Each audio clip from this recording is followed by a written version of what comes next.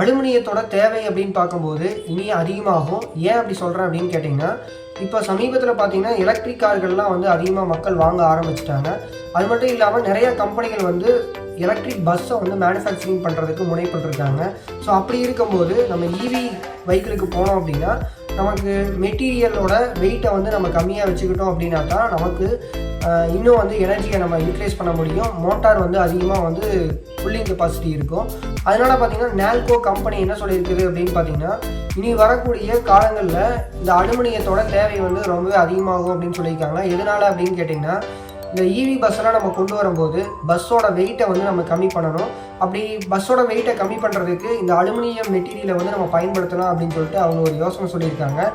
So இப்போ பார்த்தீங்கன்னா aluminium அப்படிங்கிறது நம்ம ஃப்ளைட்லாம் பயன்படுத்திட்டு தான் இருக்கிறோம். இந்த அலுமினியம் அப்படிங்கிறது ரொம்ப லைட் வெயிட்டான மெட்டீரியல்.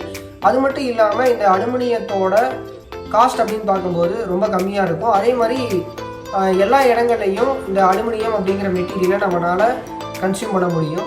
ஸோ இந்த மாதிரியான சில விஷயங்கள்னால இந்த அலுமினியம் அப்படிங்கிற ஒரு மெட்டீரியல் இனி வரக்கூடிய காலங்களில் என்ன ஆகும் அப்படின்னு பார்த்தீங்கன்னா ரொம்பவே அதுக்கு மவுஸ் இருக்கும். ஸோ இப்போ பார்த்தீங்கன்னா இந்த டாடா மோட்டார்ஸ் என்ன பண்ணியிருக்காங்கன்னா இவி பஸ்ஸை டெலிவரி பண்ணியிருக்காங்க இந்தியாவில். அது மட்டும் இல்லாமல் நிறைய கம்பெனிகள் வந்து என்ன பண்ணுறாங்க அப்படின்னா இவி பஸ்ஸை வந்து மேனுஃபேக்சரிங் பண்ணுறதுல ரொம்பவே கான்சன்ட்ரேட்டாக இருக்காங்க.